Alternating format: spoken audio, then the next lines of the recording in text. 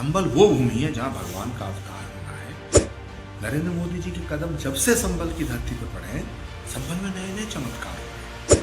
ओवैसी साहब बहुत अच्छे इंसान हैं, बड़े पढ़े लिखे बैरिस्टर हैं, वकील हैं। कभी कभी उनमें ना जिन्ना की रूह घूमती है, जिन्ना की आत्मा आ जाती है। तो हिंदुस्तान के मुसलमानों को धोखा ना दें। वो अपने आप को बाबर से ना जोड़े, तैमूर लंग से ना जोड़े, औरंगजेब से ना जोड़े। मंदिर के पंडे पुजारियों के लिए और जो भी कर्म कांड से जुड़े लोग हैं, अगर उनको भत्ता देने की बात केजरीवाल जी कह रहे हैं तो ये तो एक अच्छा फैसला है।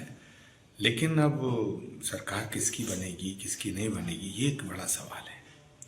सरकार बनने के बाद अगर पुजारियों को भत्ता मिलता है, उनके जीवन यापन करने के लिए कुछ धन की व्यवस्था होती है, तो बिल्कुल ये तो सराहनीय कदम है, मैं तो इसका स्वागत करूंगा। श्री कल्की धाम में कल संतों का एक चिंतन मनन और मंथन का कार्यक्रम है। चिंतन मनन और मंथन, और उसका विषय है संभल और सनातन। संभल और सनातन का रिश्ता क्या है, संभल और सनातन में संबंध क्या है, सनातन से संभल का क्या संबंध है।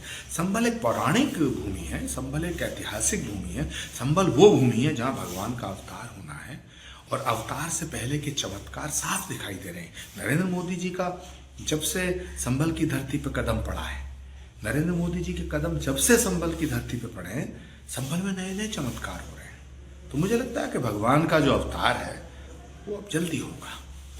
अच्छा, असदुद्दीन ओवैसी ने जो है जो पुलिस चौकी संभल में बन रही है, उसके लिए कहा कि वो वक्फ बोर्ड की जमीन है। देखिए, भारत में सारी भूमि भारत की है, ना इस बोर्ड की है ना उस बोर्ड की है। ओवैसी साहब को, असदुद्दीन ओवैसी साहब को ये फैसला करना है कि वो हिंदुस्तान में सियासत करना चाहते हैं या अफगानिस्तान में। वो भारत के संविधान को मानते हैं या यहाँ शरिया लागू करना चाहते हैं। ओवैसी साहब बहुत अच्छे इंसान हैं, बड़े पढ़े लिखे बैरिस्टर हैं, वकील हैं। लेकिन कभी कभी उनमें ना जिन्ना की रूह घूमती है, जिन्ना की आत्मा आ जाती है। तो इस देश को तोड़ने की बात ना करें, हिंदुस्तान के मुसलमानों की रहनुमाई करने की बात कर रहे हो, तो हिंदुस्तान के मुसलमानों को धोखा ना दें। वो अपने आप को बाबर से ना जोड़े, तैमूर लंग से ना जोड़े, औरंगजेब से ना जोड़े। दुर्भाग्य की बात यह है कि ओवैसी साहब अपने आप को औरंगजेब, बाबर, तैमूर लंग इनसे जोड़ते हैं। उन्हें वीर अब्दुल हमीद, अशफाक उल्लाह खां, मौलाना आजाद, APJ कलाम इनसे जोड़ना चाहिए।